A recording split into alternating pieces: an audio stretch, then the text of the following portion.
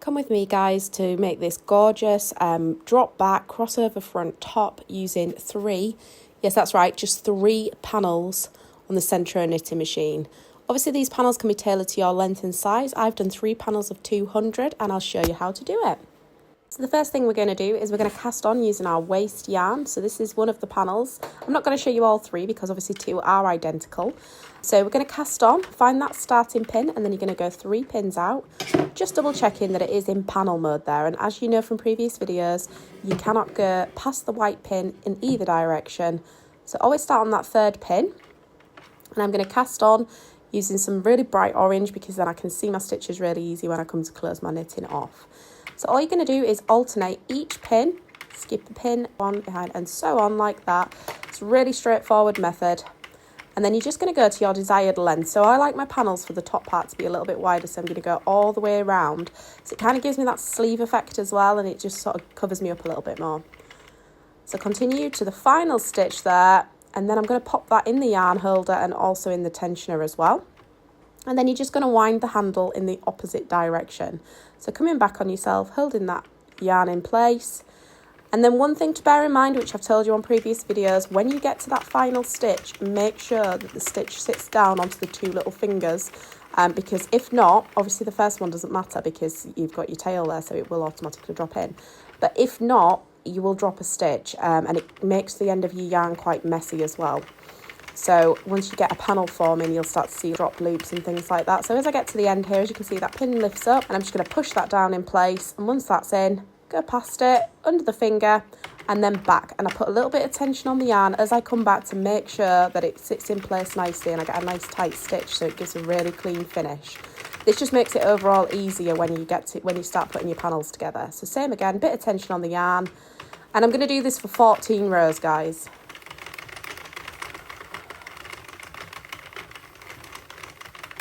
You will notice no matter how many rows I do, I always make sure that stitch just drops onto the little fingers, push it further down. I do a close-up a little bit later in the video as well, so if you need to see how to do that, just skip along. But once you've knitted on 14 rows with your waste yarn, we're then going to cross over onto our working yarn. So the reason I always use waste yarn is just to make sure I get a really neat finish on my panels, because if not, you'll get that sort of rough edge and it can be quite hard to put the panels together. So I always use waste yarn to start and end each project when I'm doing panel knitting. You get the idea. Let's just whiz this along and on to the next bit. So now we're going to move over onto our main yarn. So I'm going to snip the end of my waste yarn and drop that into the middle. Sometimes it can get a little bit confusing and you'll watch me, I get a bit taffled up with which pin it needs to go on, but it's always that first stitch that it needs to grab, your new tail. So you pop your new tail in, leave as much length as you want. I know I don't need tons for this, and I'm just going to hold that down and make sure it grabs on the first pin. And I'm going to go quite slowly for the first few rows just to make sure everything's looking right and we've not got any drop stitches or anything. And then after that, I'm going to go for 200 rows. So as I said before, always making sure that yarn drops down onto the little fingers at the bottom of the hook, and then coming back and applying a little bit of tension to make sure you get a really nice edge to your panel. We'll just demonstrate this a few more times so you get the idea. So obviously we're on the main yarn now, so this is essential that it is really neat and tidy on the edges, because these are the parts that you're going to be joining together when you put the jumper together overall. So as you can see, I'm still taking my time on this bit, and I will whiz the video along in a second, but just keeping an eye on each end stitch, making sure it drops down into place, going past that pin so it hooks over the little finger, a little bit of tension on your yarn, and we're away again.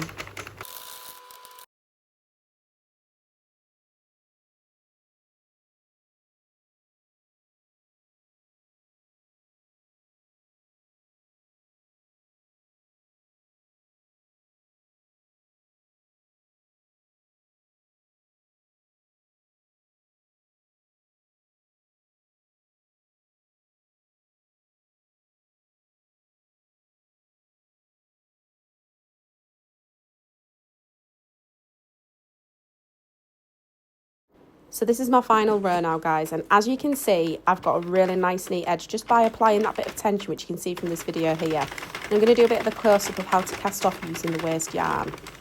So pushing that down onto the fingers, applying a bit of tension, coming back, and it creates that nice clean edge which will enable you to match or stitch the items together, which is much easier.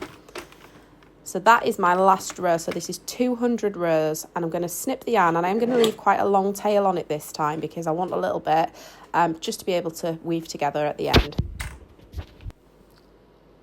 So I'm going to pop that tail into the middle so it's out of the way. And this is where I get a little bit taffled up. It's easy done. I've obviously gone past the white hook, and I need to go back to where my yarn is obviously running out. So yeah, it's quite easy to do, but just make sure you're always starting with your tail ends on that first stitch. So as you can see, I've got taffled up. I'm going to have to go back a little bit really carefully because I don't want to drop any stitches on my knitting. I'm just going to untangle that there. Easy done, easy done. And then from there, I'm going to cast on again.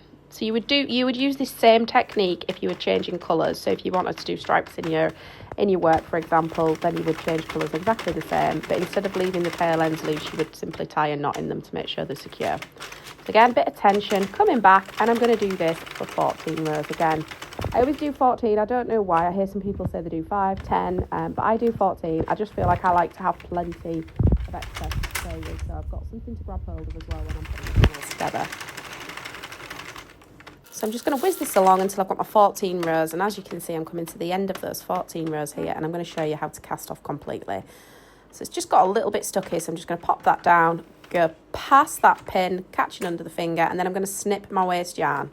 And I'm going to just simply drop that into the middle. Again, as you can see, I've gone too far and it's caught around the hooks, which I do quite regularly. And now I'm just going to cast off. So as you come back again, your work should just fall away from the centre. I have got one caught, so I'm going to have to go all the way back round because I didn't see it until I got to the very end. And it's just a case of simply lifting it off that hook there. And then as you can see, we've got a gorgeous panel.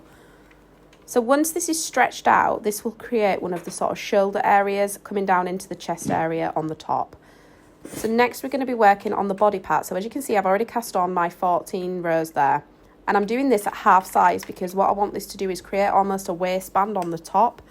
So I wear a lot of high-waisted jeans, so I want this to sort of sit skimming my high-waisted jeans, enough to cover me up, but not so much that it sits over the high-waisted jeans. And because it's quite a bulky yarn, it's not something that I would wear tucked in. So again, I'm just casting on, so I've changed over onto my working yarn, and again, I'm going to knit for 200 rows. This is based on my body measurements, and it is actually a little bit big. So once I tried it on, I do feel that I might want to put a little bit of elastic in it somewhere, but I have been on a diet as well, so it's obviously paying off, guys, since I started this project. So again, I'm going to go for 200 rows, but just at the half size, so I've gone to pin 30 on the Sentro, and this is going to create a nice waistband. I'm just going to whiz this along, guys, so you get the idea. Obviously, keeping those ends tucked in again, creating that nice finish to your panel. Obviously, you can use this for anything. If you wanted to add sleeves to your project, you can create sleeves using this method as well. Just a different angle there, so you can sort of see what's going on, and you can see that I'm creating that nice end, and we're just going to cast off. So I've hit that 200, and I'm going to cast off again using exactly the same method. One thing I will say is if you're doing sort of 200 rows, make sure you're comfy. So I usually do this at the worktop. I like to stand at the worktop in the kitchen. Sitting down I find a little bit harder because I kind of stoop over so I can see what's going on. So yeah, I usually do this standing, but for the purpose of the video, I'm sat down and I'm obviously using a little crafting table. It's however you are comfortable, guys, and also recommend taking breaks. Obviously, if you suffer with your back or anything like that, make sure you're taking frequent breaks and moving around because you do become quite stiff from bending over. Just making sure those stitches drop on, and again, I'm going to go for 14 rows. So apologies if it seems a bit repetitive, but again, we're going to snip that waste yarn, drop it into the middle. Again, I'm taffled around the hooks, do it every time. And then I'm just going to allow that panel to fall away, so I'm going to wind it once and then come back all the way, and it should just fall away nicely. Again, I've got that first one caught on the hook, so I'm going to have to go all the way back round. You'll find it does this. I don't so much mind because look at the time you're saving using this machine. So that is my waistband panel. As you can see, it's a little bit narrower. It'll be even narrower when I stretch it out. So this is what we're working with, guys. So I'm just going to crochet this together, and then I'm going to mattress stitch up these sides to make armholes. So obviously I'll stop and just leave room for an armhole, and then I'm going to mattress stitch all the panels together. So up the front, obviously leaving the back open, and then adjoining the panels to the waistband as well. You can do this however you like, but if you want a more in-depth tutorial, let me know on this. Again, it's all different depending on the shape and style that you want this top to be. We'll pop another little picture in at the end of what it looks like so you can remember. If you need any tips or tricks, let me know. Here's an example of how I do that. And this is the final piece, guys. Really, thanks for watching. If you need any more help or support on this, let me know. Tons of different things you can do with this. Obviously, you can make cardigans. So if you need any advice or tips or anything around the Sentro, let me know. But thanks for watching, guys.